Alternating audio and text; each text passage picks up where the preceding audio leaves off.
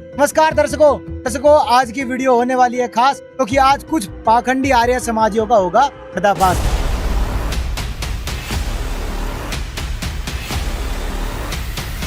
दर्शकों, घरोंडा करनाल में जहां पर महेंद्र आर्य द्वारा एक आर्य समाज की जिला स्तरीय मीटिंग रखी गई और वहां से एक वीडियो प्रकाशित की गई सोशल मीडिया पर, और उस वीडियो में कुछ पाखंडी आर्य समाजियों द्वारा संत रामपाल जी महाराज जी पर बेबुनियाद आरोप लगाए गए। आज हमारे साथ संत रामपाल जी महाराज जी के एक शिष्य सचिन दास है। आज हम इनसे पूछेंगे जो उन्होंने आरोप लगाए हैं उन आरोपों में कितनी सच्चाई है और कितनी झूठ। उन्होंने सबसे पहले ये कहा है कि संत रामपाल जी महाराज एक सजाए याफ्ता संत है और उन्होंने संत रामपाल जी महाराज जी पर ऐसे एलिगेशन लगाए। महेंद्र आर्य द्वारा और उनकी कमेटी द्वारा कहा गया है कि संत रामपाल जी महाराज पर रेप के आरोप है। संत रामपाल जी महाराज जी तो वेश्यावृत्ति में धसे हुए हैं। ऐसे न जाने कितने आरोप लगाए हैं, एक बार उनकी वीडियो देखिए। सभी जानते हैं कि संत रामपाल एक सजा याफ्ता मुजरिम है और जमानत पे आया हुआ है। बलात्कार का केस उसके ऊपर है। ऐसे घिनौने कार्य उसने किए हैं, लेकिन खुद आदमी जो वेश्यावृत्ति में फंसा हुआ हो। सचिन जी, इस पर आपका क्या कहना है? भाई महेंद्र आर्य और उनकी कमेटी जो है वो बिल्कुल गिरे हुए आदमी है। ये एक ऐसे संत पर आरोप लगा रहे हैं जो निर्विकार हैं। उनके ऊपर ये कह रहे सजा याफ्ता है। पहले तो आपको बता दूं, संत रामपाल जी महाराज जी को किसी भी केस में आज तक सजा नहीं हो रखी। जितने केस में बाइज्जत बरी किया गया है उनकी जानकारी भी इनके पास है। तो ये बताएंगे नहीं आपको क्यों? इन्होंने जो वीडियो डाला उसमें कोई सबूत नहीं दिखाया, सिर्फ बोला है। हाँ, तो मुंह से कोई कुछ भी बोल देता है। ये तो गोबर खाने वाले आदमी लग रहे हैं मेरे को, कि बुद्धि से काम ही नहीं ले रहे। कह रहे संत रामपाल जी महाराज जी पर बलात्कार का आरोप है और वैश्यावृत्ति का आरोप है। तो भाई वैश्यावृत्ति क्या चीज होती है तो तुम्हारी दिखाऊंगा सत्यार्थ प्रकाश में थोड़ी देर में कि तुम्हारे घरों में क्या चलता है। और बलात्कार के आरोप की बात कर रहे हैं। संत रामपाल जी महाराज जी पर दुराचार का कोई भी आरोप आज तक लगा ही नहीं है। ये मीडिया ने पहले झूठ फैलाया था बहुत साल पहले, और कई साल पहले वो माफी मांग के नाक रगड़ चुके हैं सारे मीडिया वाले। मैं आपको क्लिप्स दे रहा हूँ, ये सारे फोटोज दे रहा हूँ मीडिया वालों के, माफी नामे के, ये लगाओ। और इनको भी मांगनी पड़ेगी, इन निकम्मों को भी माफी मांगनी पड़ेगी संत रामपाल जी महाराज जी से। आज नहीं तो कल मांगेंगे ये। दूसरा साहिल जी, मैं आपको एक वीडियो दे रहा हूँ, ये लगा दो। इसमें संत रामपाल जी महाराज जी के जो केसेस हैं उनकी डिटेल्स क्या है एक बार वो लगा दीजिए। झूठ का एक एक पर्दाफाश होगा। फिर भी वीडियो में आगे बढ़ने से पहले आपको यह जानकारी देना जरूरी है कि संत रामपाल जी महाराज पर लगे मुकदमों की वर्तमान स्थिति क्या है। मुकदमा नंबर 1, FIR संख्या 132/2006। छुड़ानी के कुछ महंतों ने संत रामपाल जी महाराज और उनके अनुयायियों के खिलाफ लड़ाई झगड़े का झूठा मुकदमा दर्ज करवाया। 16 साल बाद संत रामपाल जी महाराज और उनके अनुयायी माननीय न्यायालय द्वारा बाइज्जत बरी कर दिए गए। मुकदमा नंबर 2, FIR संख्या 198/2006। संत रामपाल जी महाराज और उनके अनुयायियों पर हत्या का झूठा आरोप लगाया गया। 16 साल बाद 20 दिसंबर 2022 को माननीय एडिशनल डिस्ट्रिक्ट एंड सेशन जज श्री राकेश सिंह ने सभी को बाइज्जत बरी कर दिया। मुकदमा नंबर 3, FIR संख्या 446/2006 है। जमीन की धोखाधड़ी का झूठा आरोप संत रामपाल जी महाराज पर लगाया गया। 12 साल बाद 1 मई 2018 को चीफ जुडिशियल मजिस्ट्रेट ने संत रामपाल जी महाराज और उनके सभी अनुयायियों को बाइज्जत बरी कर दिया। मुकदमा नंबर 4, FIR संख्या 201/2011। इस मामले में संत रामपाल जी महाराज द्वारा लिखी पुस्तक ज्ञान गंगा पर सवाल उठाए गए और आरोप लगाया गया कि इससे धार्मिक भावनाएं आहत हुई हैं। लेकिन 20 जुलाई 2017 को माननीय मध्य प्रदेश हाई कोर्ट ने संत रामपाल जी महाराज और उनके अनुयायियों को बाइज्जत बरी कर दिया। मुकदमा नंबर 5, FIR संख्या 1/2013। बंगा सिटी पंजाब में भक्तों द्वारा पुस्तक प्रचार के लिए दर्ज इस मुकदमे में 31 अक्टूबर 2017 को माननीय न्यायालय ने सभी को बाइज्जत बरी कर दिया। मुकदमा नंबर 6, FIR संख्या 4/2013। पुस्तक प्रचार के लिए संत रामपाल जी महाराज और उनके अनुयायियों पर धार्मिक भावनाएं आहत करने का आरोप लगाया गया था। 4 मार्च 2022 को माननीय न्यायालय ने संत रामपाल जी महाराज को डिस्चार्ज कर दिया। मुकदमा नंबर 7, FIR संख्या 427/2014। संत रामपाल जी महाराज और उनके अनुयायियों पर संगत को बंधक बनाने का आरोप लगाया गया। 29 अगस्त 2017 को माननीय न्यायालय ने सभी को बाइज्जत बरी कर दिया। मुकदमा नंबर 8, FIR संख्या 426/2014। आरोप लगाया गया कि संत रामपाल जी महाराज और उनके अनुयायियों ने पब्लिक सर्वेंट को उसकी ड्यूटी परफॉर्म करने से रोका। पुलिस इस केस को साबित नहीं कर पाई और 29 अगस्त 2017 को माननीय न्यायालय ने सभी को बाइज्जत बरी कर दिया। मुकदमा नंबर 9, FIR संख्या 201/2016। यह झूठा मुकदमा SI जय सिंह की शिकायत पर दर्ज किया गया, जिसमें संत रामपाल जी महाराज और उनके अनुयायियों पर बालक गांव में बुक और पंफलेट बांटने का आरोप था। हिसार कोर्ट ने सभी को डिस्चार्ज कर दिया। मुकदमा नंबर 10, FIR संख्या 443/2014। इस मामले में भी संत रामपाल जी महाराज और उनके अनुयायी माननीय न्यायालय द्वारा बाइज्जत बरी किए गए। मुकदमा नंबर 11। डिस्पेंसरी वाले केस में भी संत रामपाल जी महाराज और उनके अनुयायियों को माननीय न्यायालय ने बाइज्जत बरी कर दिया। मुकदमा नंबर 12। छिंदवाड़ा बुक सेवा केस में भी संत रामपाल जी महाराज के अनुयायियों को माननीय न्यायालय ने बाइज्जत बरी कर दिया। मुकदमा नंबर 13। FIR संख्या 428/2014। यह मुकदमा अभी कोर्ट में विचाराधीन है। मुकदमा नंबर 14 और 15। FIR संख्या 429/2014 और FIR संख्या 430/2014। इन मामलों में अपील माननीय हाई कोर्ट चंडीगढ़ में पेंडिंग है। दर्शकों, अब तक संत रामपाल जी महाराज पर डायरेक्ट और इनडायरेक्ट लगभग 15 झूठे मुकदमे लगाए गए हैं। इनमें से 12 मुकदमों में संत रामपाल जी महाराज बाइज्जत बरी हो चुके हैं। देखा साहिल जी, आपने सारी डिटेल्स केस की। संत रामपाल जी महाराज जी को कोई सजा नहीं मिली हुई, तो सजा याफ्ता कहना तो इनकी बेवकूफी है। उन पे 2-3 केसेस के सिर्फ ट्रायल चल रहे हैं, बाकी केस सारे बाइज्जत बरी हो चुके हैं। आपने सबूत के साथ देख लिया, तो अब ये कहां मुंह छुपाएंगे? दर्शकों, आपने देखा प्रूफ के साथ सचिन जी ने हमें ये सारे केसों की डिटेल दिखाई है। और ये कुछ फर्जी आर्य समाजी, ये महेंद्र जैसे आर्य समाजी और इनकी कमेटी के ये लोग संत रामपाल जी महाराज जी पर बिना सबूतों के आरोप लगा रहे हैं। तो निर्णय आपके सामने बिल्कुल स्पष्ट है। सचिन जी ने आपको सबूतों के साथ दिखाया है कि संत रामपाल जी महाराज जी पर कोई भी दुराचार यानी दुष्कर्म का कोई भी केस नहीं लगा है। ये सिर्फ इनकी मुंह बोली बात है, जिनका इनके पास कोई सबूत नहीं है। अब आप देख ही रहे हो कि संत रामपाल जी महाराज जी के 15 करोड़ से ऊपर शिष्य हैं और संत रामपाल जी महाराज जी के आश्रमों में नेता, राजनेता, किसान, मजदूर, हर वर्ग के लोगों की भीड़ लगी हुई है। डेली संत रामपाल जी महाराज जी को सम्मानित करने बुजुर्ग लोग, युवा पीढ़ी, एक से एक अध्यक्ष संत रामपाल जी महाराज जी से आशीर्वाद लेने के लिए आते हैं। और दर्शकों, संत रामपाल जी महाराज जी के पास भीड़ को आते देख इनका कहना है कि संत रामपाल जी महाराज जी के पास तो भूखे नंगे लोग जाते हैं, अज्ञानी लोग जाते हैं, ज्ञान लेने के लिए हमारे पास नहीं आते। सबसे ज्यादा जहाँ आदमी को रोटी कपड़ा मिल जाए ना भूख के कारण, वहाँ सबसे ज्यादा जल्दी जाएगा आदमी। जहाँ ज्ञान की बातें मिलती हो वहाँ नहीं जाएगा। इस पर सचिन जी आपका क्या कहना है? मेरे को तो हंसी आ रही है इनकी जलन देख के। ये ईर्ष्या की आग में इतने जले हुए हैं। देखो, संत रामपाल जी महाराज जी ने एक नारा दिया है। ऐसे आपको बता दूं कि तत्वदर्शी संत रामपाल जी महाराज जी के रूप में सन 1997 से पूर्ण परमात्मा जो वेदों में बताए गए हैं कबीर देव, वही आए हुए हैं, वो लीला कर रहे हैं। उनका एक नारा है, रोटी कपड़ा शिक्षा चिकित्सा और मकान, हर गरीब को दे रहा कबीर भगवान। तो वो कबीर भगवान, वो संत रामपाल जी महाराज आज हर एक तबके को सुविधा प्रदान कर रहे हैं, जिसको भी नीड है। ये तो लाखों लोगों के सामने है। गरीबों को हजारों घर बना के दिए जा चुके हैं। जिनके पास कपड़े नहीं है उनको कपड़े दिए जा रहे हैं। जिनको रोटी उपलब्ध नहीं है उनको महीने का राशन दिया जा रहा है, सिलेंडर दिया जा रहा है। जिनके बच्चे शिक्षा से वंचित रह जाते थे उनको शिक्षा दिलवाई जा रही है। बीमारों को फ्री में इलाज करवाया जा रहा है। ये संत रामपाल जी भगवान, वो कबीर भगवान कर रहे हैं। तो ये लोग ईर्ष्या की आग में क्यों जल रहे हैं? इनको भी अच्छे लगते हैं ये काम। दिक्कत कहाँ आती है? जब मन ऊपर आ जाता है। आत्मा जानती है कि ये काम बहुत अच्छे हैं और ये भगवान के बिना कोई कर नहीं सकता। आर्य समाज ने कितने घर बना के दे दिए बता दियो, हजारों गरीबों पे। ये उस दिन संत रामपाल जी महाराज जी से कंपेयर करे जब ये 10% भी उसका करके दिखा दे। ये तो मुंह बोली कुछ भी बातें करते हैं। भूखमरी हमारे देश में सबसे ज्यादा है। संत रामपाल जी महाराज जी ने रोटी कपड़ा शिक्षा चिकित्सा और मकान उन सबको उपलब्ध करवाने की मुहिम चला दी है। लाखों लोगों तक मुहिम पहुंच चुकी है। तो इनको तो खुश होना चाहिए था कि संत रामपाल जी महाराज भूख को मिटा रहे हैं, हमारे देश को प्रगति में लेके जा रहे हैं। तो इनको दिक्कत कहाँ आई है? इनको अपने धंधे की दिक्कत आई है। ये कौन लोग हैं? महेंद्र आर्य और उनकी कमेटी वाले लोग, मैं आपको बताता हूँ। ये एक आध गौशाला खोल लेते हैं नाम की, कुछ इन्होंने गुरुकुल खोले हुए हैं, उनके नाम पे ये जनता में जाते हैं भीख मांगने। ये पर्ची काट के आते हैं, जी हमारी कुछ सहायता कर दो। जी कह रहे थे ना कि रामपाल जी महाराज जी के पास जा रहे हैं भूखे लोग और हमारा ज्ञान सुनने नहीं आ रहे। अब ज्ञान तो तुम्हारे पास था ही नहीं। क्या तुम्हारे ज्ञान का अभी सत्यार्थ प्रकाश खुलेगा और वेद खुलेंगे तब पता चलेगा। आगे इसी वीडियो में देखना। इनके पास ज्ञान तो कभी था ही नहीं। इनके दयानंद के पास नहीं था, भांग पी के नशे में कुछ भी लिख गया, ऐसा ही ज्ञान इनका है।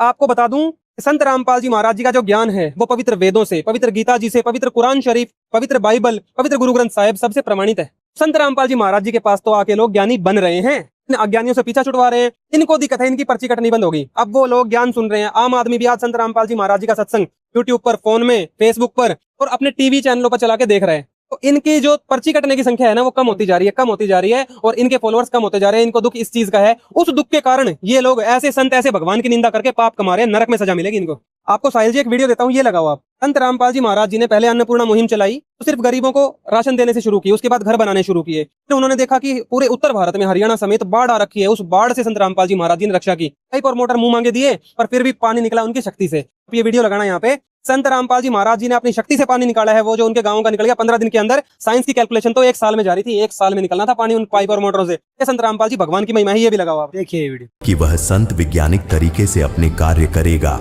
तो यह भी प्रत्यक्ष हुआ कि संत रामपाल जी महाराज ने वैज्ञानिक तकनीकी मोटर पाइप को माध्यम बनाया और सर्व कार्य कर दिया, क्योंकि परमेश्वर की शक्ति के बिना मोटर पाइपों से पानी निकलना संभव नहीं था। इसका आप एक उदाहरण से समझिए।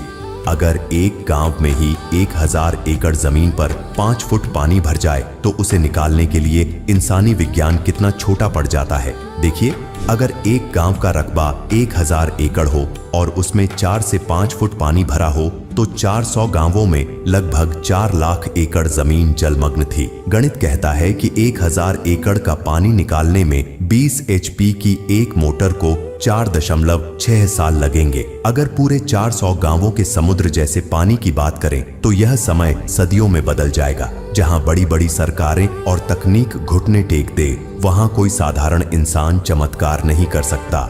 इतिहास गवाह है, जब इन 400 गांवों में बाढ़ ने हाहाकार मचाया तब संत रामपाल जी महाराज स्वयं भगवान के स्वरूप में सामने आए।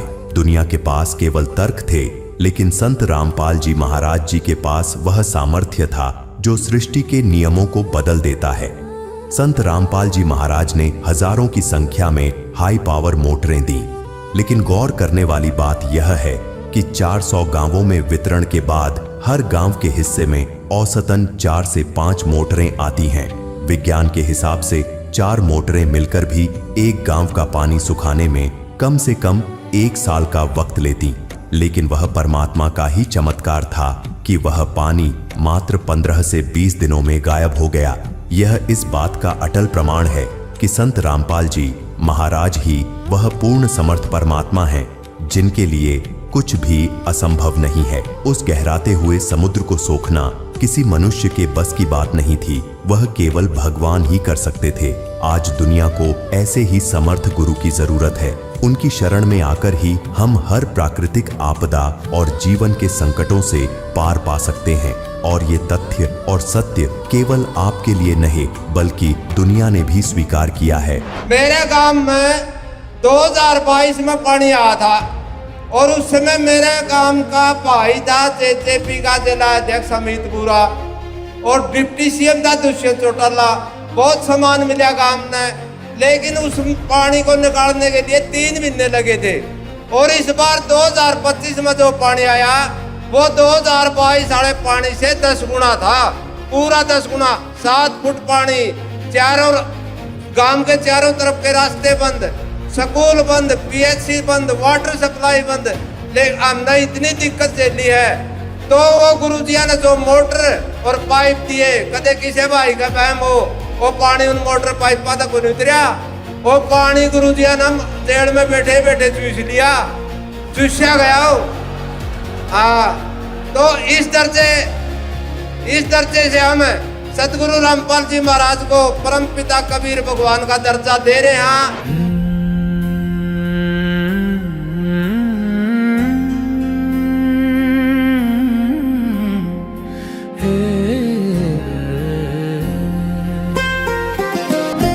इस महिमा को देखते हुए ये देखो गांव के लोग कह रहे हैं संत रामपाल जी महाराज जी को एक तरफ ही हमने भगवान मान लिया, इनको पर्ची का खतरा हो गया। भाई ये पर्ची वाला झंझट छोड़ के अपने भी मोक्ष के लिए, अपने आत्म कल्याण के लिए तुम भी संत रामपाल जी महाराज जी का सत्संग सुनना शुरू कर दो। महेंद्र आर्य उनकी कमेटी से मैं ये प्रार्थना करता हूँ। दर्शकों, हमने ये भी देखा है कि अब संत रामपाल जी महाराज जी के पास बहुत से आर्य भाई भी आने लग रहे हैं। संत रामपाल जी महाराज जी के कार्य और उनको ज्ञान को देखते हुए संत रामपाल जी महाराज जी के आश्रमों में दिन पर दिन भीड़ बढ़ती जा रही है। और इन जैसे फर्जी पाखंडी आर्य, महेंद्र आर्य जैसे पाखंडी लोगों के पास कोई नहीं जा रहा है। और इनकी पर्ची ना कटने के कारण ईर्ष्यावश आपने देखा ये लोग ऐसी बयानबाजी कर रहे हैं। साहिल जी एक बात और ऐड करना चाहेंगे। अभी आप देखिए धीरणवास गुरुकुल हिसार के अंदर वहाँ के जो प्रधान हैं वो संत रामपाल जी महाराज जी को भगवान कह के संबोधित कर रहे हैं। मतलब आर्य समाज में भी 2 तरह के लोग हैं, एक अच्छे लोग हैं, भले लोग हैं, तो ऐसे धीरणवास गुरुकुल वाले प्रधान हैं और बाकी लोग हैं, और दूसरी तरफ इन जैसे लोग हैं जो अपना पर्ची काटने का धंधा बंद होने के डर से संत रामपाल जी महाराज जी की निंदा करके कोरा पाप कमा रहे हैं। तो दर्शकों, अब चलते हैं अगले सवाल की तरफ। इस महेंद्र आर्य द्वारा और इसकी कमेटी के द्वारा एक और झूठा आरोप लगाया गया है कि संत रामपाल जी महाराज जी तो श्री राम जी, श्री कृष्ण जी और महर्षि दयानंद जी को नशेड़ी बोलते हैं। और इनका कहना है कि वो कबीर साहब जी का भी विरोध करते हैं। तो इसमें कितनी सच्चाई है सचिन जी? देखिए भाई, ये लोग मुझे लगता है सस्ता नशा करके आए हैं। वैसे अभी आपको दिखाऊंगा कि महर्षि दयानंद जो है इनको नशे की सलाह देते थे कि नशा करो। शायद ये करना शुरू कर दिया इन्होंने महर्षि दयानंद जी की मान के, और उस वजह से इनको नशे का प्रभाव हो गया है। और ये कह रहे हैं कि संत रामपाल जी महाराज कबीर साहब का विरोध करते हैं। पहले कबीर साहब को लेते हैं यहाँ पे। भाई संत रामपाल जी महाराज तो खुद एक कबीरपंथी संत हैं और वो कहते हैं कबीर जी को तो हम इष्टदेव के रूप में मानते हैं। तो ये कैसी आरोप लगा रहे हैं, मतलब नशे में ये बात बोल रहे हैं। दूसरी बात आती है राम और कृष्ण जी की। साहिल जी, संत रामपाल जी महाराज हमें सभी देवी देवताओं के मंत्र देते हैं, उनकी साधना देते हैं, वो किसी का भी विरोध नहीं करते हैं। ठीक है, आपको सबसे पहले दिखाते हैं किस प्रकार के मंत्र हमें मिले हुए हैं। देखो, ये है संत रामपाल जी महाराज ऐप, ये मेरे फोन में है, कोई भी डाल के इसको चेक कर सकता है अपने फोन में, फ्री में उपलब्ध है सबके लिए। ये ऐप खोलने के बाद आप देखिए, इसमें ये काउंटर दिया हुआ है, यहाँ पे देखो। इस काउंटर के अंदर आप देखोगे गुरु जी के, भगवान के, ब्रह्मा जी, सावित्री जी, श्री गणेश जी, विष्णु जी, लक्ष्मी जी। अब विष्णु जी के ही अवतार राम और कृष्ण जी भी हैं, ठीक है। ये देवी दुर्गा जी, और देवी दुर्गा के अवतार ही सारी देवियां हैं, शिव जी, पार्वती जी और पूर्ण परमात्मा कबीर देव। इन सब के मंत्र हम रोज जाप करते हैं। तो संत रामपाल जी महाराज जी ने कौन से देव का विरोध कर दिया बताइए? अगर विरोध करते तो इनके जाप क्यों देते? इसलिए वो जो भक्ति साधना शास्त्रों में लिखी हुई है वो संत रामपाल जी महाराज देते हैं। हम मंदिरों में घंटी बजाने के लिए मना करते हैं क्योंकि वो शास्त्र विरुद्ध है। तो सचिन जी ये बात तो ठीक है कि भाई मंत्र देते हैं, चलो वो तो बात ठीक है, लेकिन उनका ये कहना है कि आप लोग ये कहते हो कि राम जी मांस खाते हैं, उन्होंने सीता को दारू पिलाई, आप ये कहते हो कृष्ण जी तो 4 सम्राट थे, इस पर आपका क्या कहना है? देखिए, ये हमने कब कहा है? ये सबूत पेश करें जरा। हमने ये बिल्कुल भी नहीं बोला। हाँ, हमने रामायण पढ़ के देखी, रामायण में ये तथ्य लिखा हुआ है। अगर रामायण झूठी है तो ये बंद करवा दे, ये आर्य समाजी बंद करवा के दिखा दे। ये महेंद्र आर्य और इनकी कमेटी जो है नकली आर्य समाजी, ये बंद करवा के दिखा दे ना रामायण को।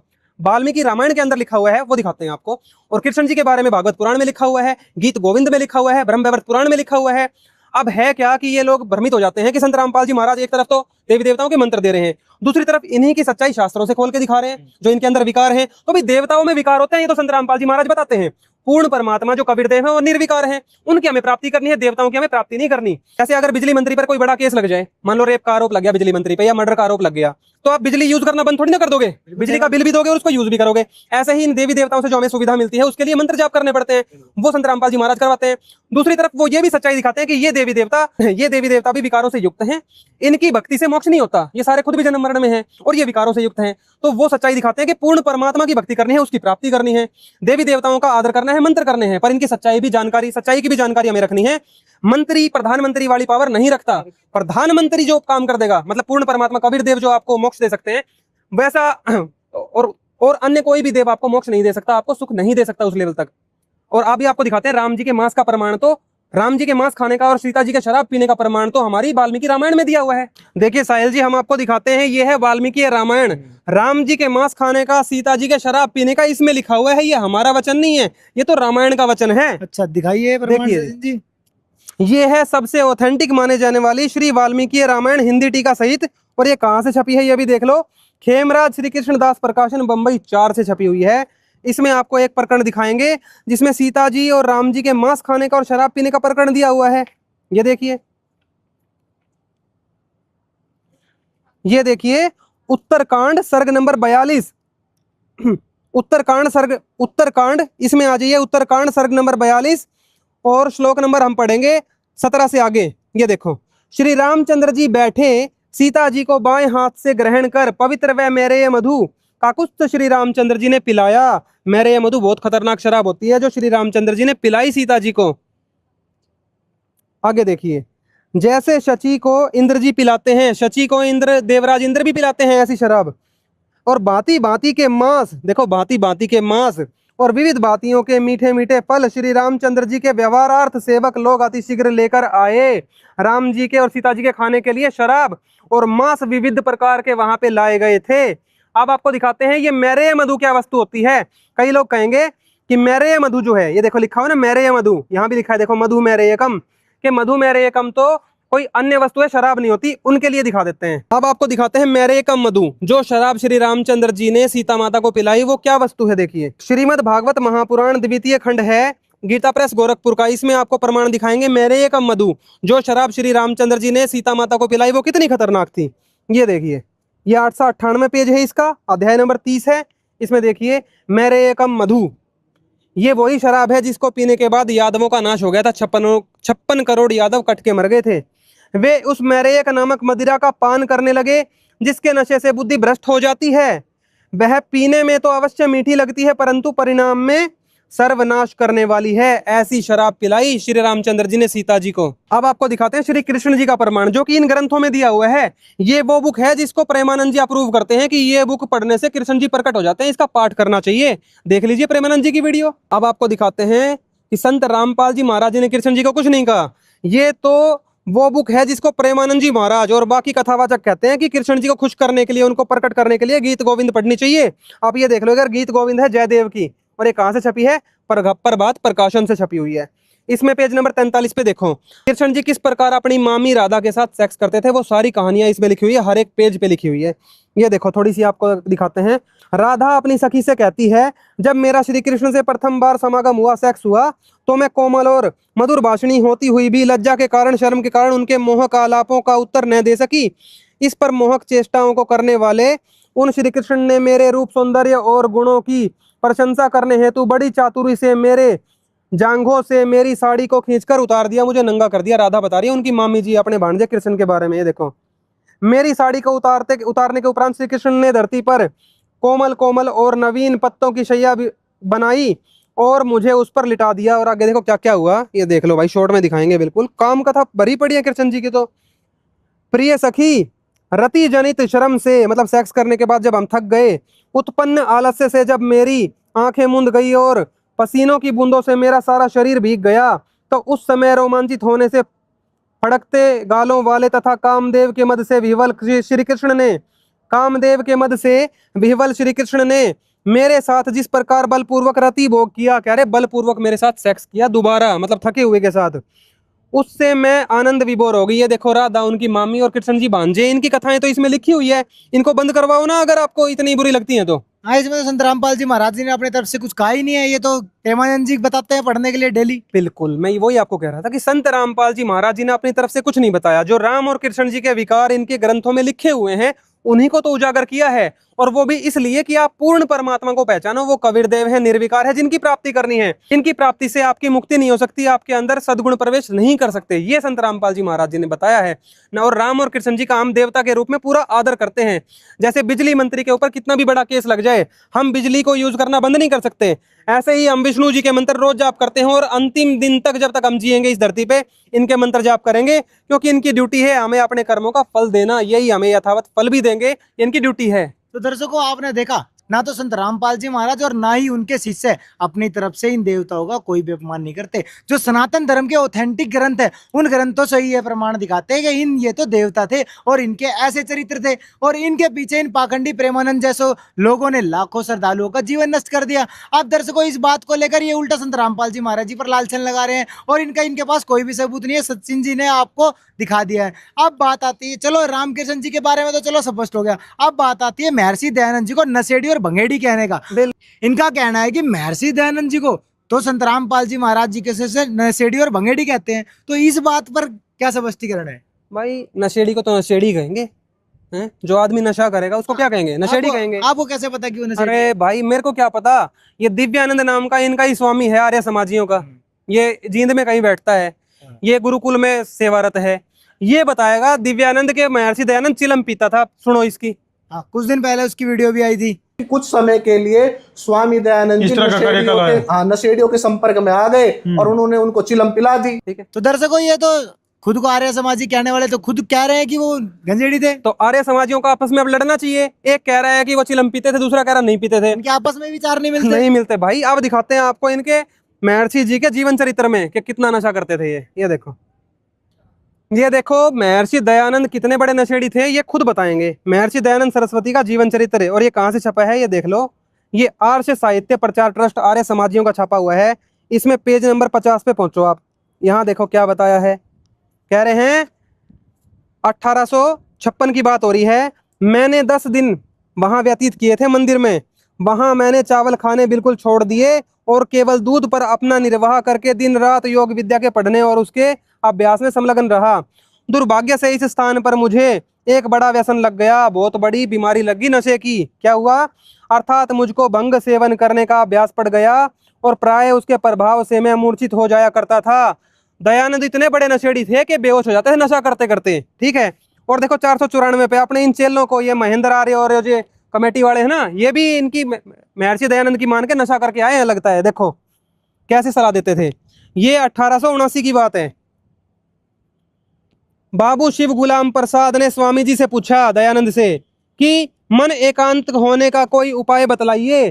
स्वामी जी ने कहा कि तुम 2 तोला भांग पी लिया करो। ये देख 2 तोला भांग पीनी है, 20 ग्राम कम से कम। मतलब खुद तो पीना शिष्यों को भी जला देगा। इनके चेलों को भी पीनी है, फिर ध्यान खूब जमेगा। वह सुनकर बहुत चकित हुआ, वो भी हैरान हो गया, भाई इतनी भांग पीनी पड़ेगी ध्यान लगाने के लिए।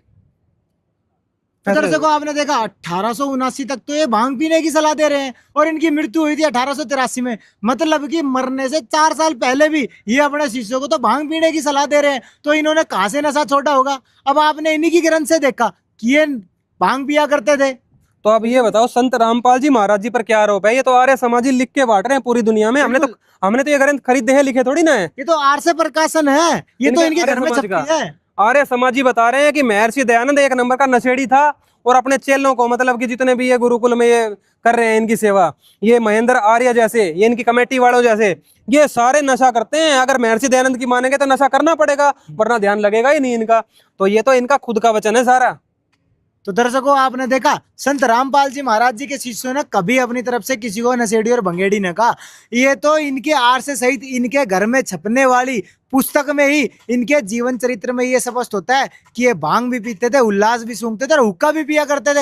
ये तो खुद बता रहे हैं कि महर्षि दयानंद जी नशेड़ी थे। इनमें तो संत रामपाल जी महाराज जी के शिष्यों ने तो सिर्फ पढ़कर बताया है। और दर्शकों महेंद्र आर्य और इनकी कमेटी का कहना है कि भगत सिंह, सुखदेव और राजगुरु जैसे स्वतंत्रता सेनानियों ने इस भंगेड़ी दयानंद से प्रेरणा लेकर देश को आजादी दिलाई। तो सचिन जी इस पर क्या कहना है आपका? भाई ये तो अपने मुंह मियाँ मिट्ठू बनने वाली बात होगी। एक बात बताओ, 1857 की क्रांति में तो इनका जो दयानंद था वो जीता था, वो इनका बाप। हाँ बिल्कुल। वो जो दयानंद था वो इतना बड़ा भगोड़ा, इतना बड़ा कायर था कि 3 साल जब तक क्रांति चली थी, वो लगभग 2 साल, और 3 साल तक ये ऐसा अंडरग्राउंड हो गया, भांग के नशे में पड़ा रहा, यमुना किनारे कहीं जंगल में अंदर घुस गया था। सचिन जी आप कैसे कह रहे हो कि 3 साल भाग गया था? संत रामपाल जी महाराज जी ने 20 साल पहले ही खुलासा कर दिया था। ये वीडियो लगा दो यहाँ पे, देखो जी ये वीडियो।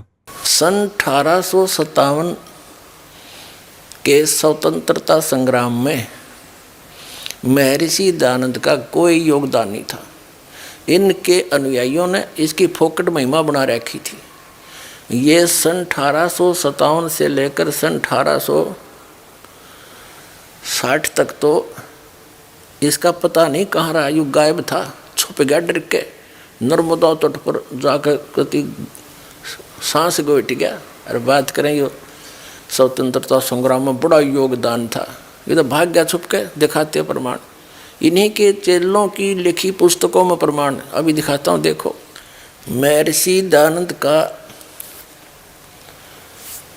सन 1857 के स्वतंत्रता संग्राम में कोई योगदान नहीं था, यो डर के छुप गया था।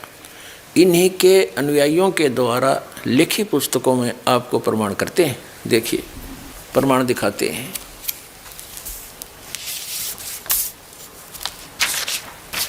ये पुस्तक है नव जागरण के प्रोधा दान सरस्वती।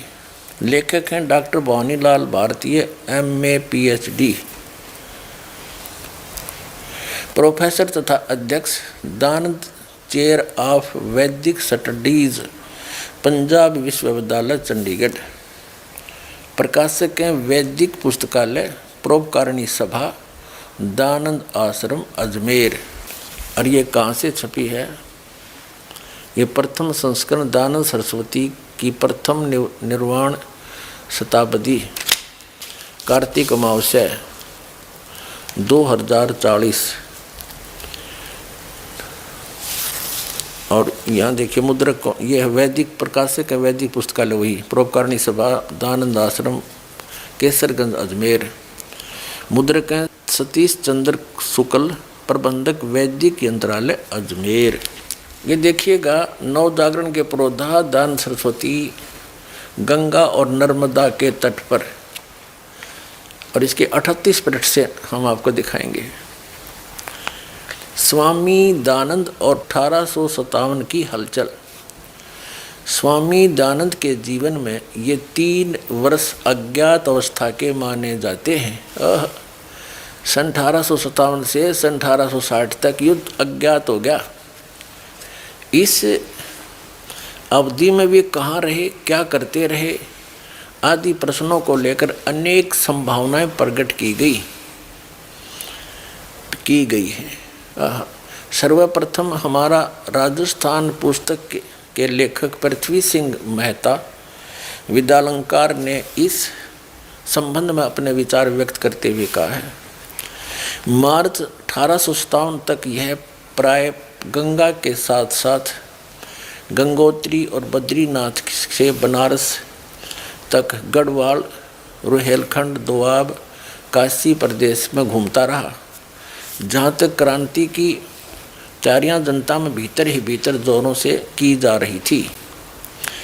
1856 के मई मास में वह नाना के घर कानपुर गया और आगे 5 मास तक कानपुर रहा। 1856 में इलाहाबाद के बीच ही चक्कर काटता रहा।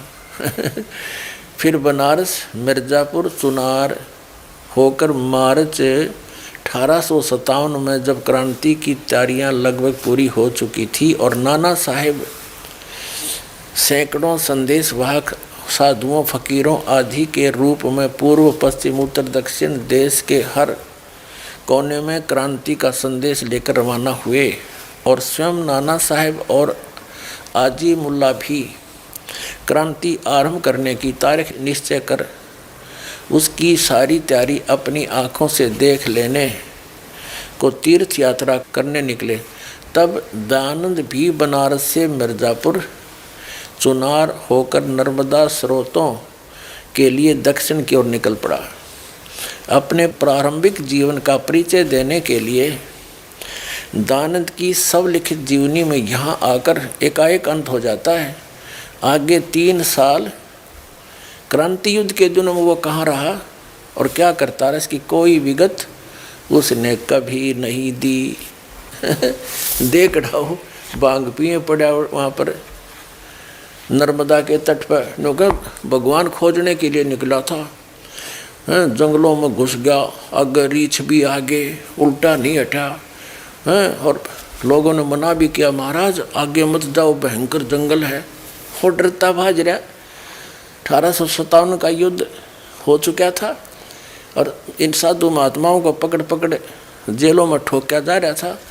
यूँ भाज गया, अंदर छुप गया 3 साल तक, इसका पता नहीं कहाँ भांग पिए पड़ा रहा। हर बात करें ये स्वतंत्रता संग्राम में इसका बड़ा कुछ योगदान था, इस जैसा कायर नहीं था। आपके समक्ष है, उन्हीं की लिखी हुई पुस्तक दास दिखा रहा है। आगे देखो, ये न्यू ना कह दें, रामपाल महर्षि दयानंद का कंप्लीट ना दिखाता, केवल उन्हीं बातों को दिखाता जो उनके अनुकूल हों। ये सब के अनुकूल दिखा रहा हूँ। देखो आगे यहाँ तक पढ़ लिया, विगत कभी नहीं दिया। यहाँ पर लेखक ने अपनी लिपापोती करने की चेष्टा की है कि ये भी नहीं कह सकते दयानंद जैसा क्रांतिकारी और इस बात में कितना संलिप्त ना हुआ हो, पर यह भी बात को मायने थोड़ी मायने नहीं रखती कि 3 साल वो रहा कहाँ, फिर खाक था वो क्रांतिकारी। देखिए यह कहना तो कठिन है कि क्रांति युद्ध का या उसके संगठन के प्रति उसका रुख क्या रहा और उसने भी उसमें कोई भाग लिया या नहीं, तो भी उनकी जीवन घटनाओं की तिथियों का जो संक्षिप्त सा विवरण ऊपर दिया गया है, उससे यह बात तो स्पष्ट हो ही सकती है कि क्रांति की तैयारियों आदि से उसे निकट परिचय होने का अवसर अवश्य मिला। यह बात मान लेना आसान नहीं है कि दयानंद के सदृश भावना प्रवण और चेतनावान हृदय और मस्तिष्क का युवक उसके प्रभाव से अछूता रहा हो और उस युद्ध की सफलता विफलता की उस पर कोई प्रतिक्रिया न हुई हो। अतः उसकी उन 3 वर्षों के बारे में चुप्पी भी कम अर्थ भरी प्रतीत नहीं होती। देखा इब्नो कहे भाई यूँ भी ना मान सकते कि उसने ना बेरा हो के होने लग रहा देश में तैयारी हो रही है। नो तो उसने बेरा था, जब छुपया ये पता था तभी तो बाज गया कि सिर ना लट लग जा, गोली मार दे कोई, जा छुपया। और इसको क्यों बड़ा क्रांतिकारी था, इसके चेला ने देख कितना महान बना रखा था महर्षि ने। देखियो ओहो हो, हे भगवान, जब सारा कुछ इस हाथ में दे दिया इनने, झंडा झंडा दे गए और ऐसा बना रखा जब एक महापुरुष था तो यही था। इसकी जीवनी आप देख रहे थे क्या था। अब ये दयानंद जी अक्टूबर 1856 में भांग पीवा था, फिर 4-5 महीने भी वही घूमता रहा। मार्च के बाद तो दिखाई नहीं दिया 1857 मार्च के बाद, और जून 1857 में वो क्रांति यानी क्रांति आई थी, स्वतंत्रता संग्राम शुरू हुआ था। और 3 साल जमाकती न्यू हलियाना भी कितना जिक्र भी नहीं रहा। जब आया महर्षि जी निकल गए बाहर, लग गया प्रचार करने, यो प्रचार कर गया फिर वो। वाह महर्षि श्रीमद दयानंद प्रकाश। लेखक है स्वामी सत्यानंद, प्रकाशक है सार्वदेशी कार्य प्रतिनिधि सभा 3/5 महर्षि दयानंद भवन, रामलीला मैदान, नई दिल्ली। और ये कहाँ से छपी है देखिएगा, ये वही प्रकाशक हैं, 2002 में या छपी है, सन 2002 में। मुद्रक है Prince offsets, Pataudi house, Daryaganj, नई दिल्ली से। अब देखना, अब 36 पृष्ठ, छठे सर्ग का छठा सर्ग, श्रीमद दयानंद प्रकाश, चैत्र 1914 में, यानी मार्च 1857 में, वहाँ से आगे चलकर स्वामी जी महाराज ने नर्मदा नदी का स्रोत देखने की लालसा से यात्रा आरंभ कर दी। उन्हें पता लग गया कि लठ बाजन वाला है स्वतंत्रता संग्राम का, खिसक गया नर्मदा को टोटो पर। और आगे देखो ही नहीं कर कमलों से है, यहाँ देखना, ये 42 पृष्ठ पर श्रीमद दयानंद प्रकाश 7वां सर्ग और 42 पृष्ठ पे इन्होंने जो 13वां गुरु बनाया वो है विरजानंद। एक स्पष्ट वक्ता, निष्कपट स्वभाव और सरल वृत्ति साधु थे। वे ज्ञान ध्यान में निमग्न रहने वाले अभ्यासी और उत्तम कोटि के दंडी स्वामी थे। ये शंकराचार्यों वाली ही परंपरा से संबंधित थे। और यो दयानंद भी दंडी स्वामी था, विरजानंद का चेला था। आगे देखो, इसी 42 पृष्ठ पे पढ़ रहे हैं हम। दंडी जी की आयु उस समय 81 वर्ष की थी, विरजानंद की। अच्छा, संवत 1914 की भारी सैनिक हलचल प्राय शांत हो गई थी। तो अब यतर ततर ही उसकी सुलगती हुई चिंगारियां दिखाई देती थी। और युग डर को भाज गया। फिर इसने तो सोची तो बार गार मरिया। अब देखो क्या बताते हैं कब चमका फिर यू आके, कार्तिक सुदी 2 1917 में स्वामी जी स्वामी दयानंद सरस्वती मथुरा में प्रविष्ट हुए। आए शेर निकल गए 1917 में। संवत 1914 के गायब संवत 1917 में आए, यानी सन 1860 में। इन्हें सोचा कति शांति हो लड़ते जब लिखूंगा बाहर नर्मदा के जंगलों में थे, वहाँ के खोज के लाया। भगवान बांध रखा था किसी ने वहाँ पर जंगलों में। फिर वेदों ने क्यों सिर पर धरे फिरे, जब ऐसे धक्के खानते भगवान मिलना था, जैसे महर्षि दयानंद ने खाए। 13 ज्ञानी गुरु करे और 13वां विरजानंद नेत्रहीन था। ये दंडी स्वामी था, विष्णु का उपासक था। ये हम 42 पृष्ठ पढ़ रहे हैं, वही श्रीमद दयानंद प्रकाश 7वां सर्ग आ गया अभी, वो छठा सर्ग था पहले। अब कार्तिक सुदी 2 संवत 1917, यानी सन 1860 में।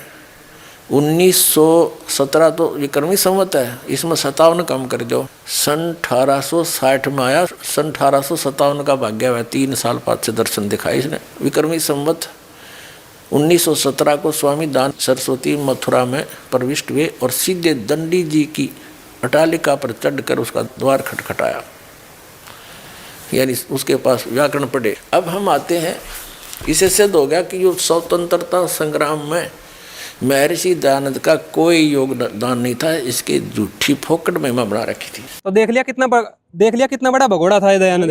ये दयानंद भगोड़ा आदमी था। इससे क्या प्रेरणा लेगी जनता? इससे प्रेरणा लेते तो आज भी हम कैद होते अंग्रेजों की कैद में। ठीक है, ये तो जो देश के अंदर होता है ना युवा खून, कुछ पुण्यकर्मी आत्माएं होती हैं परमात्मा की शक्ति प्राप्त, जैसे भगत सिंह हुए, राजगुरु हुए, सुखदेव हुए। हमारा नमन है इन पवित्र आत्माओं को जिन्होंने हमें आजाद कराने में इतना सहयोग करा। भाई इन्होंने अपनी कुर्बानियां दे दी। अगर दयानंद फट्टू जैसे अगर ये होते तो इनकी भी फटती और ये भी भाग जाते जंगल में दयानंद से प्रेरणा लेके। भागने की सलाह मिलती, जैसे वो 3 साल तक अज्ञातवास हो गए थे कि ताकि मेरे को कोई देख ना ले। जैसे ये महेंद्र आ रहे हैं, इनकी कमेटी वाले हैं ना, ये बताए ना इनके बाप दादा ने कितना करा संघर्ष, इन्होंने कितनी शहीदी दी है ये बताओ। अरे भगत सिंह जैसी पुण्य आत्माओं का तुम नाम ले रहे हो और दयानंद से प्रेरणा थारे पूर्वजों ने ली है जिनका कहीं भी नाम नहीं आता। और नाम है तो उनका बता दो कहाँ पे उन्होंने स्वतंत्रता संग्राम में भाग लिया है। करते हैं बात। अरे दूसरों को तो कोई भी मरवा दे, ठीक है, दूसरों को तो कोई भी मरवा दे, अपनी कुर्बानी देनी पड़ती है, उसका नाम होता है भगत सिंह का नाम हो, इन आर्य समाजियों कोई नाम नहीं हो आज तक, देख ले। और सुन लो, देश की आजादी में सबसे जो मुख्य योगदान रहा, उनमें सबसे मुख्य रहा सुभाष चंद्र बोस जी का, जिनको नेताजी कह के पुकारा जाता है। विदेश में जाके उन्होंने टीम बनाई, उन्होंने विदेश में जाके सेना गठित कर दी और भारत की आजादी के लिए आजाद हिंद फौज खड़ी कर दी थी उन्होंने। वो तो एक्सीडेंट में उनकी आकस्मिक मृत्यु होगी, अन्यथा उन्होंने तो हिटलर से भी बात कर ली थी, वो देश को आजाद कराने में उनका था असली सहयोग। तो नेताजी का और इस दयानंद का तो कोई मेल भी नहीं है। तो भाई देश की आजादी तो रणबांकुरों ने दी है, जो दयानंद के नाम पे लिपापोती करना एक नंबर के झूठे हैं ये। तो दर्शकों आपने देखा ये किस प्रकार महेंद्र आर्य और इनकी कमेटी किस प्रकार इस भंगेड़ी दयानंद को एक स्वतंत्रता सेनानी से कंपेयर कर रही है। भाग गया जो 3 साल 1857 क्रांति में क्यों भागा, बताओ, जवाब दो। और ये इनकी पुस्तकों से ही पता चलता है, जब देश आजाद हो रहा था तब ये महर्षि दयानंद तो गुफा में जाके छुप गया था, कहीं मेरी फिल्म न बना। तो दर्शकों आपने देख लिया कितना योगदान था देश की आजादी में इस भंगेड़ी दयानंद का। और दर्शकों अब आते हैं अगले सवाल की तरफ। अब बात करते हैं ज्ञान की। एक तरफ संत रामपाल जी महाराज जी का आज ज्ञान पूरे विश्व में फैल रहा है। संत रामपाल जी महाराज जी के द्वारा वेदों का जोर जोर से प्रचार किया जा रहा है और संत रामपाल जी महाराज जी ने वेदों से साबित कर दिया कि वो एक परमात्मा निर्विकार परमात्मा कबीर साहिब जी है।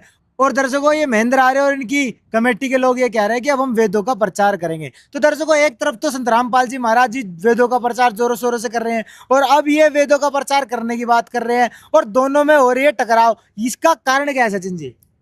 भाई इसका कारण है कि इन्होंने वेद छाप तो दिए पर ये पढ़ना भूल गए। इनके दयानंद ने नशा करके वेदों का अर्थ करने की कोशिश की, वहां फेल हो गया। पर फिर भी परमात्मा की दया से उन वेदों में जो इनके अर्थ किए हुए हैं उनमें सच्चाई दिखा देंगे ना, तो आपके सामने सच्चाई आ जाएगी। ये तो वेदों के आसपास भी नहीं है, वेदों के असली विरोधी हैं ये आर्य समाजी। आज दिखाते हैं इनकी सत्यार्थ प्रकाश और वेदों का कंपेयर, जिसमें आपको पता चलेगा कि आर्य समाज वेदों का पूर्ण रूप से विरोधी है, वो परमात्मा को नहीं मानता वेदों के अनुसार, वो अपनी ही धारणा में लिप्त है। ये तो सचिन जी हमने पहली बार सुना, क्योंकि इनका तो आर्य समाज का आधार ही वेद है। ये तो गुरुकुल में बच्चों तक आधार, बच्चों को ही वेद पढ़ाते हैं और आप कह रहे हो कि ये वेदों को ही नहीं मानते। इसमें तो बड़ा सामंजस्य लग रहा है। प्रमाणित करेंगे, आ जाओ जी। ये देखो, ये आपके पास हम तीन है, ये 3 बुक दिखा दो जी एक बार। ये है ऋग्वेद मंडल नंबर 9-10, कहाँ से छपा हुआ है? आर्य प्रकाशन का, इनका ही छपा हुआ है ना, इंजीनियरों का।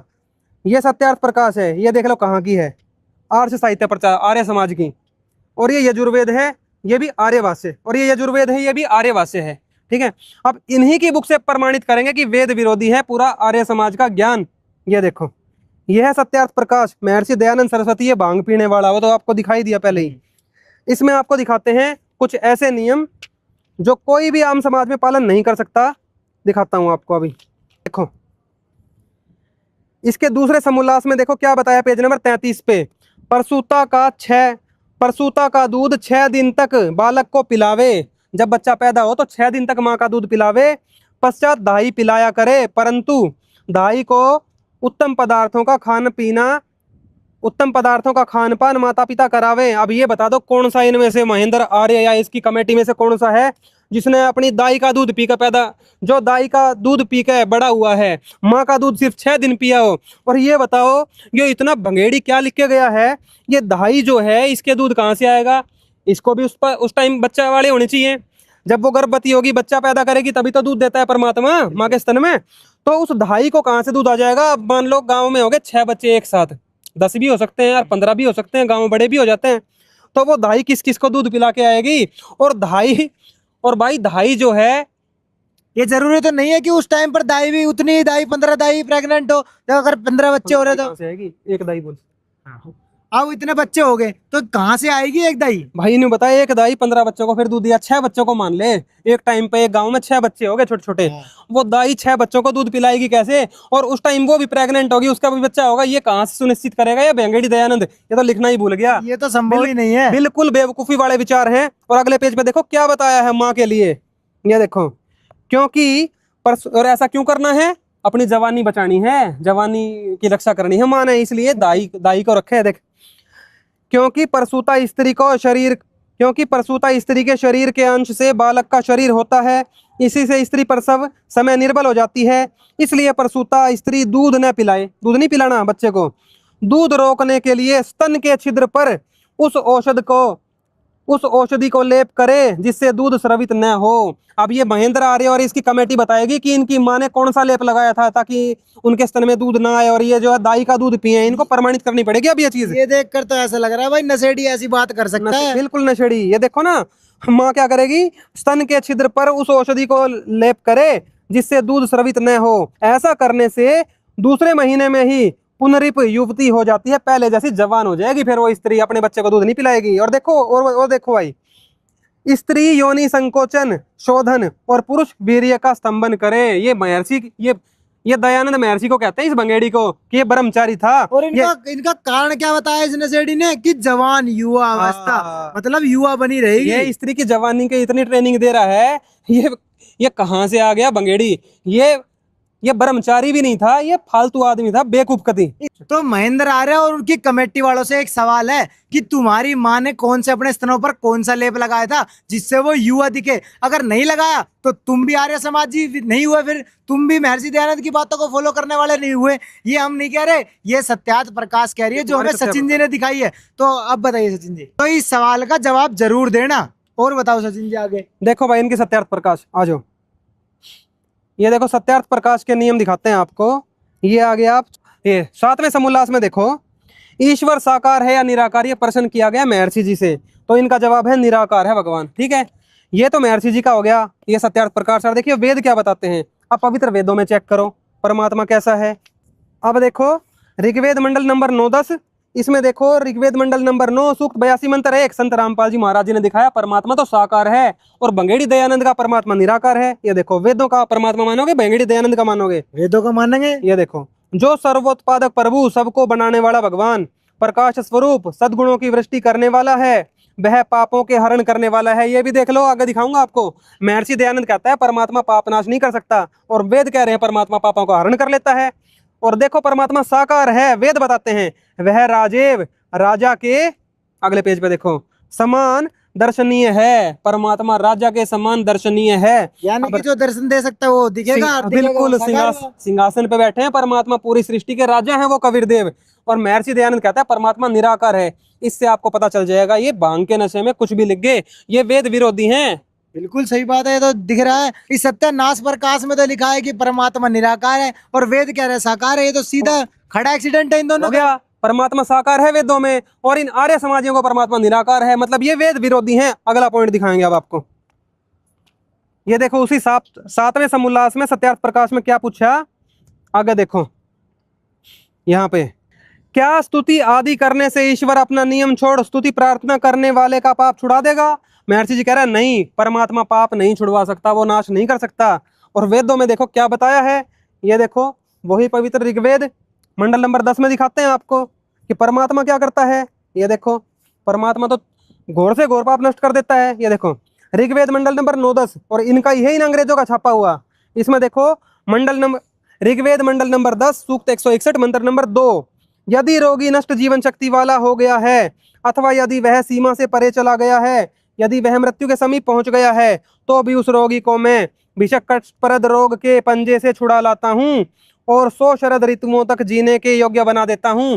ये वेद विरोधी हैं। आर्य समाजी इस बात को बिल्कुल नहीं मानते ये कि परमात्मा भगत को कोई भी लाभ दे सकता है। और अगला प्रमाण दिखाते हैं आपको यजुर्वेद से। ये देखिए पवित्र यजुर्वेद, ये भी इनका ही छापा हुआ है। इसमें देखो एक श्लोक में ही, यजुर्वेद अध्याय नंबर 8 मंत्र नंबर 13, इसमें 6 बार बताया है परमात्मा पाप नाश करता है। ये देखो, हे सबके उपकार करने वाले मित्र अर्थात परमात्मा, आप दान देने वाले के अपराध के मतलब पाप के विनाश करने वाले हो, साधारण मनुष्यों के किए हुए पाप के विनाश करने वाले हो, पिता के किए हुए पाप के विनाश करने वाले हो, अपने किए हुए पाप के विनाश करने वाले हो, अधर्म के घोर पाप के नाश करने वाले हो। ये देख लो, ठीक। तो देखा आपने, ये महेंद्र आर्य और इनकी कमेटी कहती है कि सत्यार्थ प्रकाश सही है। अगर सत्यार्थ प्रकाश सही है, महर्षि दयानंद की बात सही है, तो फिर वेद झूठे हो जाएंगे। और हम हैं वेदों को मानने वाले, हम संत रामपाल जी महाराज जी के शिष्य हैं, और आप हो वेद विरोधी। अब देखते हैं समाज किसकी तरफ जाता है। आप वेद विरोधियों का साथ देगा समाज, या वेदों को मानने वाले संत रामपाल जी महाराज जी की शरण में आएगा? ये फैसला अब जनता करेगी। और इसके अलावा इनके नियोग के नियम है, जो वैश्यावृत्ति वाला जैसा कर्म है। ये दिखाएं कि अपने घर में कितने आदमियों को घुसा के नियोग करवा चुके हैं। ठीक है, ये आर्य समाज के प्रधान, ये क्या नाम है इनका, महेंद्र आर्य है, और इनकी कमेटी बताएगी कि अपने घर में कितने नियोगियों को प्रवेश दिया है इन्होंने आज तक, और कितनी स्त्रियों को अपने घर की को 11 खत्म करवाए हैं। अब देखो इनके सत्यार्थ प्रकाश में वैश्यावृत्ति वाले कर्म दे रखे हैं। वैश्यावृत्ति क्या करते हैं? संत रामपाल जी महाराज करवाते हैं? नहीं, संत रामपाल जी महाराज जी पे तो ऐसा आरोप भी नहीं लगा, पर इनका दयानंद इनके घरों में ये वैश्यावृत्ति करने के आदेश दे गया है। ये इन्होंने शुरू करी या नहीं करी, ये महेंद्र आर्य बताएगा। ये देखो इनके चौथे समोल्लास में इनसे पूछा, ये देखो इनसे पूछा कि एक स्त्री कितने नियोग कर सकती है, कितने अन्य खत्म कर सकती है अपने पति के अलावा, अड़ोसी पड़ोसी। नियोग का मतलब? नियोग का मतलब है सेक्स करना, कि कितने आदमियों से सेक्स कर सकती है अपने पति के अलावा। ये कह रहा है 11वें पुरुष तक स्त्री सेक्स कर सकती है, इनकी स्त्रियां कर सकती हैं। ये बताएंगे इनकी स्त्रियों ने कितने तक करके देखा है आज तक। ये तो घर में वैसे खुल जाएगा, 11 कस्टमर बुलाएंगे तो। नियम देखो कह रहे हैं, जब पति संतान उत्पत्ति में असमर्थ हो तब अपनी स्त्री को कहे कि हे सौभाग्यवती, कि हे सौभाग्य की इच्छा करने हारी स्त्री, तू मुझसे दूसरे पति की इच्छा कर। मतलब दूसरे पति के पास जा, मैं तो बच्चा पैदा नहीं कर सकता, अड़ोसी पड़ोसी से कर लिया। और कितने पड़ोसी? 11 पड़ोसी आवेंगे, 11 पड़ोसी संतान देवेंगे इन्हें। और देखो ये जो संत रामपाल जी महाराज जी पर एलिगेशन लगा रहा था बिना सबूत ही, इनके तो घर में खुद वैश्यालय खुला पड़ा है। और महेंद्र आर्य जवाब दो। ये संत रामपाल जी महाराज जी पर तो झूठा आरोप लगा रहे थे। इनका महर्षि इनको नियम देके गया है वैश्यालय घर में खोलने का। ये बताएंगे कितने खोल इन्होंने आज तक। ये देखो, अगर किसी का पति धन कमाने के लिए गया और 3 वर्ष तक बाट देख ले भाई पत्नी, उसके पश्चात सेक्स करके संतानोत्पत्ति कर ले अड़ोसी पड़ोसी से। और देख ले, जो पुरुष अत्यंत दुखदायक हो, किसी का पति लड़ता हो झगड़ता हो, पति पत्नी की आपस में नहीं बनती हो, तो स्त्री को उचित है कि उसको छोड़ के दूसरे पुरुष से नियोग करके सेक्स करके संतान उत्पत्ति करके उसी विवाहित पति के दाएं भागी संतान उत्पत्ति कर ले। पड़ोसी से बच्चा पैदा करके उस पड़ोसी की औलाद को फिर वो आदमी जिसकी वो पत्नी है वो जायदाद में हिस्सा देगा। अब ये महेंद्र आर्य और इनके कमेटी वाले बताएंगे इनके घर में कितने नियम लागू हुए आज तक। तो सत्यार्थ प्रकाश में वैश्यावृत्ति का स्पष्ट निर्देश है इन महेंद्र आर्य और इनके कमेटी वालों को। ये बताएंगे कि कितने इन्होंने आर्य समाजी भाइयों के घरों में ये नियम लागू करके वैश्यावृत्ति चालू करवाई। और संत रामपाल जी महाराज जी तो निर्विकार परमात्मा हैं, वो पूर्ण परमात्मा हैं। तो दर्शकों आपने देखा, जो महेंद्र आर्य और इनकी कमेटी के द्वारा संत रामपाल जी महाराज जी पर झूठे एलिगेशन लगाए गए थे, उनका इनके पास कोई भी सबूत नहीं था। इन्होंने सिर्फ जो मुंह में आया वो बक दिया। हमारे साथ संत रामपाल जी महाराज जी के शिष्य सचिन दास जी थे, इन्होंने साफ कर दिखाया कि सत्यार्थ प्रकाश और वेदों का तो खड़ा एक्सीडेंट है। अमृत है, अमृत जो संत रामपाल जी महाराज जी ने भी स्वीकार किया है। और ये सत्यार्थ प्रकाश गोबर है, गोबर जिसे तुम कब तक ढोते फिरोगे, तुम्हें साबित करना है कि सत्यार्थ प्रकाश के नियम तुम्हारे घर में लागू हुए कि नहीं हुए। अब जनता ऐसी बात पढ़ेगी इस सत्यार्थ प्रकाश में कि अगर किसी पत्नी का पति लड़ता हो झगड़ता हो तो 11 पुरुषों से जाकर सेक्स कर ले। अगर किसी का पति बच्चा उत्पन्न करने में समर्थ नहीं है तो पड़ोसी के साथ जाकर बच्चा पैदा कर ले और इसकी छाती में लाके मार दे अपने पति के कि ले ये तू पाल और ये तेरी संपत्ति का दाई भागी होगा। अब जनता खुद निर्णय कर लेगी। इसमें लोगों के सामने स्पष्ट आ गया है कि ये सत्यार्थ प्रकाश है। सत्यार्थ प्रकाश और आर्य समाज के महर्षि दयानंद का जो ज्ञान है वो वेद विरोधी है भाई, पक्का। और दर्शकों ये तो आपने स्पष्ट ही देख लिया है कि स्पष्ट वेद विरोधी है। वेद कहते हैं कि वो परमात्मा साकार राजा के समान है और ये सत्यार्थ प्रकाश कहते हैं कि वो तो निराकार है। अभी सत्यार्थ प्रकाश कहते हैं कि परमात्मा पाप नाश नहीं कर सकता, जो कष्ट है वो तो भोगने पड़ेंगे। ऐसा कहना है इस महर्षि दयानंद बघेड़ी का। लेकिन हमारे पवित्र सनातन धर्म के पवित्र वेद ये गवाही देते हैं कि वो परमात्मा अपने साधक के घोर से घोर पाप काट कर 100 वर्ष की आयु दे सकता है। साहिल जी, SA ट्रू स्टोरी नाम का YouTube चैनल है। संत रामपाल जी महाराज जी के लाखों भक्तों के रोग भी निवारण हुए हैं और भी उनको बहुत सुख मिले हैं परमात्मा की तरफ से, वो भी इसमें आप दिखाना। तो इन पाखंडी महेंद्र आर्य और इनकी कमेटी वालों से सवाल करना चाहेंगे, आप ये बताओ, आप ये एलिगेशन लगा रहे थे संत रामपाल जी महाराज वेश्यावृत्ति में धसे हुए हैं, इसका आपका कोई सबूत नहीं।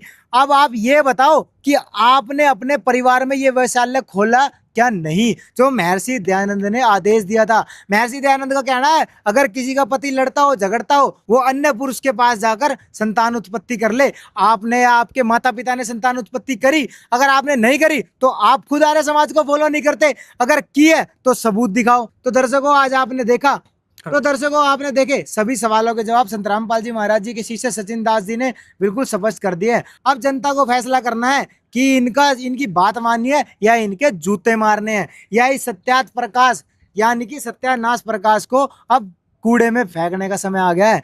और इन फर्जी पाखंडी आर्य समाजी इस बात का जरूर जवाब दे। और दर्शकों आप सभी से इतना निवेदन करना चाहेंगे, अगर आप वेदों की वास्तविकता जानना चाहते हैं और वेदों के अनुसार उस पूर्ण परमात्मा की सच्ची भक्ति करना चाहते हैं तो यूट्यूब पर सर्च करना संत रामपाल जी महाराज सत साहिब।